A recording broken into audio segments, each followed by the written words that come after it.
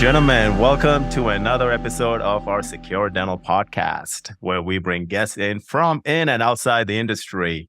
And today we have Dr. Wu Kong. He is a practicing dentist in Austin, Texas.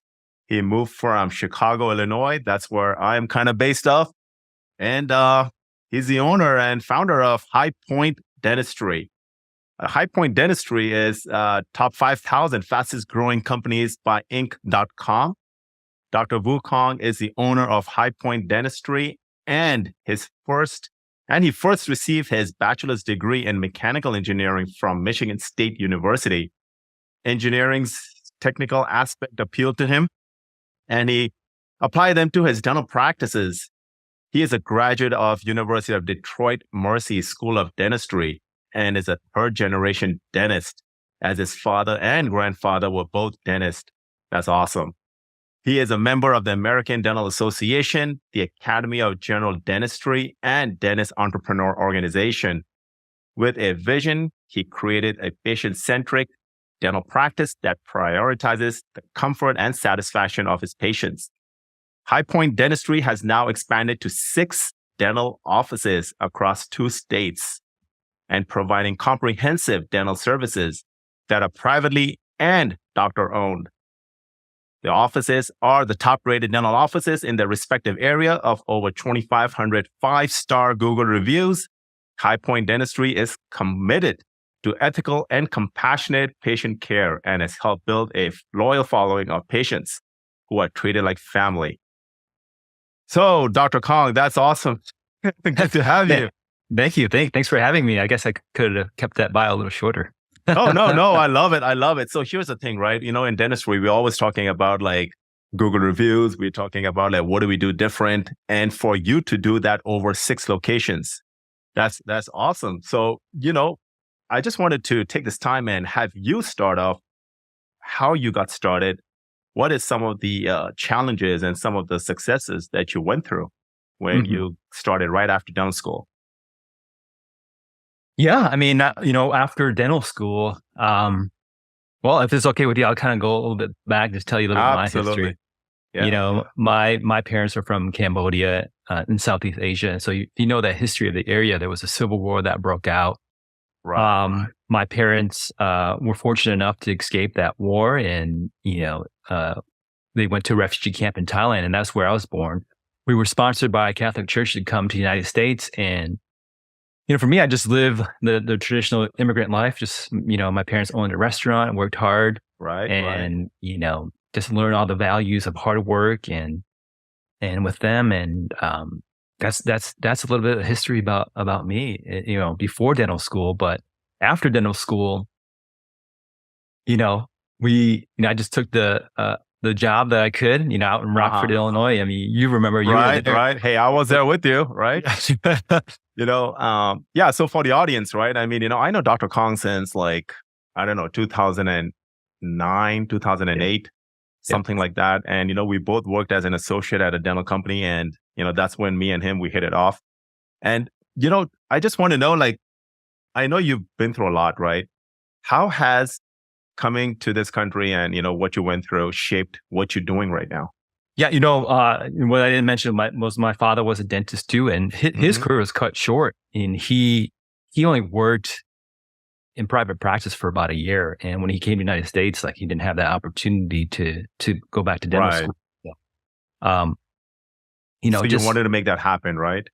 Initially it wasn't even on my radar. Growing up, I didn't even know he was a dentist. Wow. And I went to engineering school, and just didn't really appeal to me. Sitting in a cubicle all day, and I wanted to own my own business. After seeing what my parents went through with their business, I wanted to be able to provide some value to the community. And when I found out he was a dentist, I was like, hey, that'd be cool to kind of did what he did and carry on that legacy. And so I made that last minute change, and I'm glad I did it. Great. So fast forward now, when you started opening up your first practice, tell us a little bit about what was it like, what were the challenges, and how did you overcome them? Yeah, that was a very challenging time. Back then there's not as many resources that everybody has now in the dental field. So, like you've been through that too, but it was just trial and error Hmm. and learning how to deal with insurances, you know, learning about AR, all that stuff. You just kind of had to learn by yourself Right. and just doing it trial by error and, making sure that you figured out what needed to be done before you trained your employees on how to do it. So it was really just, figuring things out, Googling things and Wearing all the hats, right? yeah, wearing all the hats. No, because, when we started off, a couple of things, like you said, like you just brought it up, figuring out the AR. I mean, trust me, when we started, I did not even know compliance was part of it. Right? We need to have like some of the like disposables in like the red bags. I mean, those were all like Oh trial and yeah. error, right? You Yeah. don't know these things till somebody comes knocking on your door. And and many times when you find out, like when you are starting off, you wished you had a checklist, right? You wish you had like something which is going to make your life easier. Okay, go. Okay, I need to do this. Not knowing anything and just starting off. So tell us a little bit. What did you do to overcome it? I mean, you said trial and error, but was there something else that you employed, like in your practice, to make it a little bit more efficient for you and your team? I think from 0 to 8 years, that was the that's how we figured things out, right? It wasn't the best way. Yeah. But it really wasn't until like 8 years into is really when we started to create these checklists and systems. Mm, And, we had the mentality to grow. But for me, I didn't really have a reason to do it. And it wasn't really until probably like 4 or 5 years ago, I remember I had just finished a root canal. I was in right. my office writing my notes and I hear this knock on my door. And it was one of my first employees. She had came in and she's like, "Hey, Dr. Kong, I'm thinking about quitting." Mm, And I was shocked. This employee had been with me since we had opened the practice and helped me grow that practice. And she said that there was any opportunity to grow within the practice. And that was really when I realized like, hey, I got to do something. Like if I want to retain my employees, I have to grow because I wanted my employees to grow with me. And that was really when we took the initiative to grow from right. one practice to six in the last, 3 or 4 years. Because, what we're all about is just growth and offering opportunities for our employees to grow with us. But, starting to delegate some of those things to other Hard. employees, it's hard. You want to do everything. Correct. Correct. And that's one of those biggest things that I learned and I found it challenging was how do you delegate? And today it's like if somebody's doing something which is like even 60 to 70% as good as I am, it's out of my checklist. It's out of my plate, right? And Yeah. it's gone. It's delegated to make sure. One thing we have to understand as entrepreneurs, as practice owners, that eventually everyone leaves. And that is a huge lesson on this part here as well. And you went through that. I go through that in multiple stages. It's all about while they are here in the office, how do you create this winning culture? And you brought up a good point, like 0 to 8 years, right? I mean, and I feel like if I go back to the consulting breakpoints that we had, I'm sure you're aware of it, right? Like 0 to 1 million, that's breakpoint number one. And when we are going through that revenue breakpoints, we need to understand like it's the system and the processes that's at play. And then when you hit that $3 million breakpoint, what do you do then? Right? Then it becomes like, how do we become more efficient? And then we hit the third breakpoint. Now it becomes a who. Who are we associating with? Like who's on our team members? So I think this is something where we all went through the growing pains and something for us to kind of consider like going back and making sure like anybody who's listening, who's in the same boat, they need to understand where they are at their revenue cycle. How important do you think that is? Oh, that's huge because you don't know what these breakpoints are until you actually get there. Until we hit them, right? Yeah. Oh gosh, like you had mentioned, like 0 to 3 is just all about focusing on your leadership skills and Huge. developing yourself, investing in yourself, and then after that, once you hit certain targets, like oh my gosh, like, yeah, you're absolutely right. Right now we're in that breakpoint, like trying to figure out who we need to kind of continue to grow, and it's challenging, definitely challenging. It's challenging, and even right now we are still navigating through the forest and through the rough waters, right? It's never ending. Yeah, it seems like you get through one and it gets even harder. I thought it was supposed Yeah. to get easier. No, I love it. I love it. So, one of the things that I started here was something called a company called Dentvio. I'm not sure if you heard of it. It's a virtual assistant company. And what I did was, because again, when we talk about the who, how do we delegate some of the staff? How do we supercharge some of our team members, hoping that they don't quit, hoping that they are going to be around for a while. And that's what I did, getting these agents there. And it's been working out phenomenally right now, because these guys are like a back end office work, right? So they kind of help the front desk quite a bit, like supercharging the front desk. They're not there to replace anybody, but just to help them out. And so that has kind of helped us quite a bit with our retention rate with people. So, it's like we are living in a different times, like after the pandemic, everyone is like an, offsite working kind of people, right? They all want to be like in remote assistant. So with that being said, any of your offices, like, do you see like that turnover because they are worked too much? Well, yeah, I feel like last year or like last 2 years really were all about just, the mass migration out of, dentistry. And Yeah. the problem was like the last 2 years was just employment, retaining, training. And I feel like this year is all about just our margins being squeezed with everything, the cost of employment, the cost of supplies. But yeah, we've had to outsource some of our front staff roles as well. Like we use a company called Zimwork, but it's a remote team that we use there out in Zimbabwe. Awesome. And yeah, because retention was such a big problem that we had to figure out another way to outsource some of these tasks that we typically do in the office. And so it's been helpful, definitely helpful when we are trying to grow. Like we're at this point in the office where it's growing. We don't need another staff quite yet, but we have a remote team, so they act kind of as a buffer for that transition. Yeah, it helps. And that's exactly where my growing pains started from, when we were trying to do our own and, trying to figure out like, okay, how do we get to some of the remote teams? How do we access these guys? And I'm a kind of a control freak, right, myself. So I want to make sure like I have the QC under my belt. So with our team remotely, I made sure like they're in a secure building and make sure they have those access cards, and just to ensure, again, HIPAA compliance and the whole 9 yards. So, in your opinion, at this point in time, how important do you think like these remote agents are playing for you? For sure, but it's a big asset to us. I think every dental office should look into that, because I mentioned before, when somebody calls in sick, or you have an employee that goes on, maternity leave, you got to be able to fill that gap. And it doesn't make sense for you to hire somebody, train somebody, when you have another option now. Exactly. Since you're a company that you've started, I think that's a great, resource that you can fill in those voids, because, a lot of that stuff can be done remote. And I think now we're all starting to realize that. Absolutely. Absolutely. What would you say if you were to name 3 things that attributed to your success? Just like off the head, like the first things first, what would it be?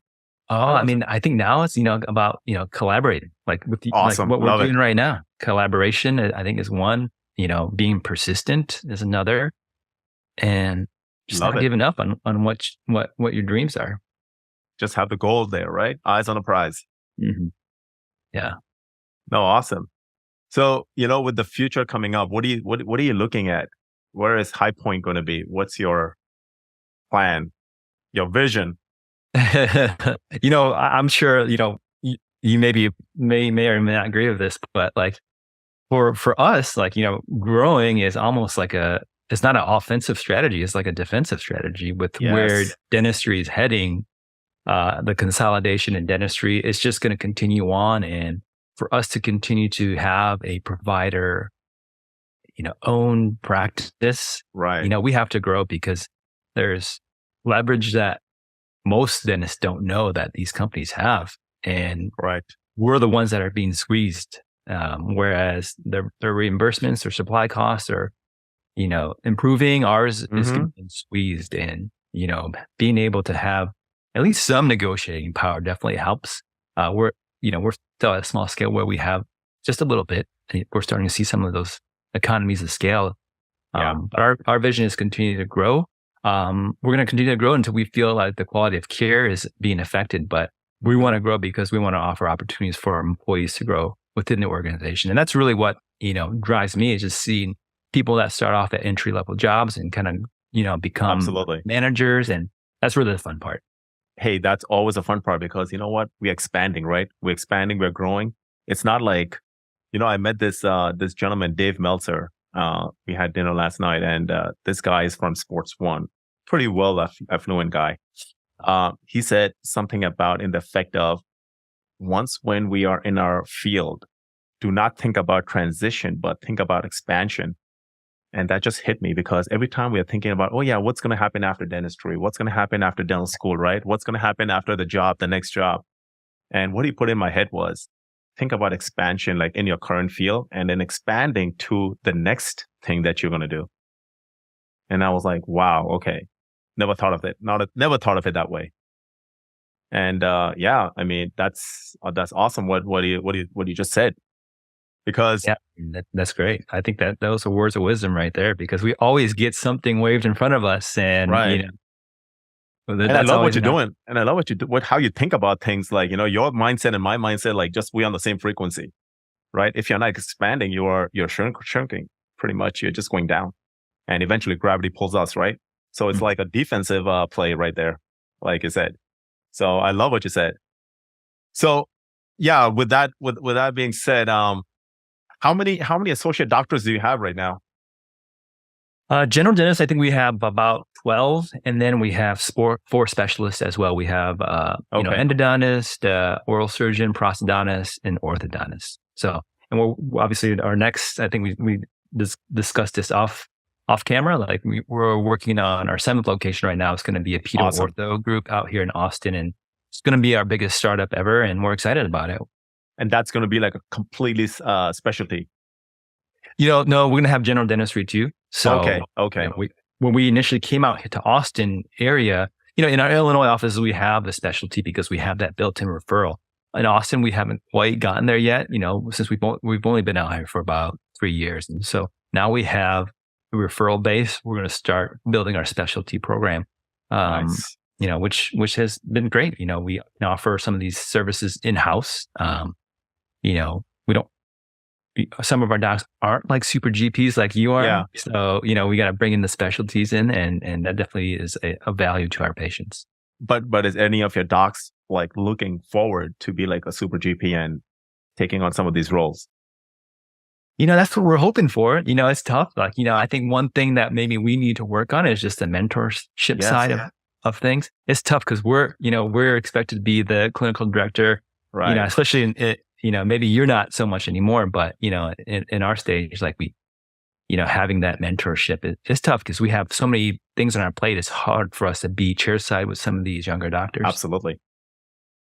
No, absolutely. I love what you just said because, what you just said resonated with me. How do we create 3 of us, right? How do we create 3 more, like, 3 more Dr. Kongs, right? How do you do that? Because it seems like if we want to scale and grow, one of the biggest challenges that we come across is we become dependable on either somebody else or somebody else is depending on us. So I think like the best way to expand is how do you create 3 of you or 2 of you, and that those guys will be like like your delegates, right? Like just making sure like quality control, everything is ensured across the board. Mm-hmm. So no, I mean I think that'll probably be the next step for you, I guess, mentoring, right? Yeah, and maybe you feel the same way too. But like, I feel like the expectation for some of these, dentists right now, oh yes, are way different from when you and I had graduated. Because right. with so much information out there right now, with social media and everybody's so connected. They hear one person, doing X, and everybody expectation is X, and I think that's definitely changed. Yes, that has definitely changed. But I think if you still instill the core value of, the ethical work, the work values in them, they'll understand what it takes.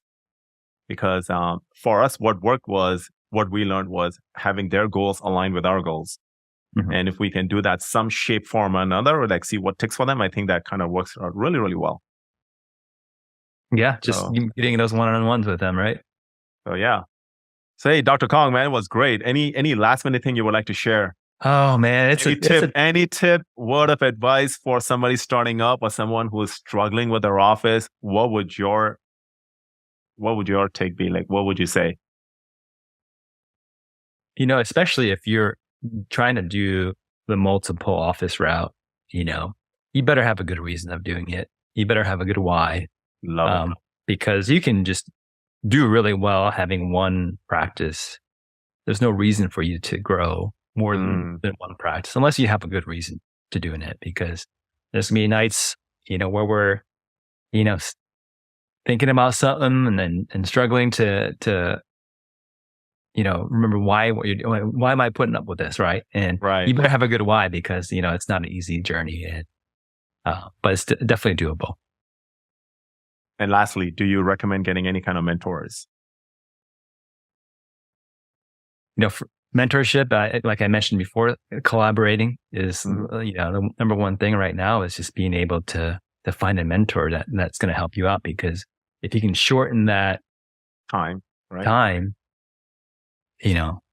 why not? Right. And mentors are the way to do that. Love it. Love it.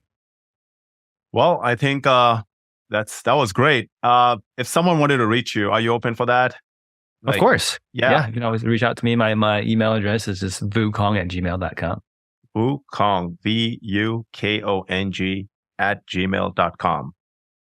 Well, Doc, thanks a lot. It was great, great, great having you. Those were some serious nuggets we dropped today. So, thanks for your insight on your side, because a lot of times we talk about stuff that is from my side. So it was very refreshing trying to hearing from your side. So with that being said, we're going to land the plane. Once again, this was a great, great episode. Make sure to like and subscribe. This is the end of our Secure Dental podcast. Have a good one. Thank you.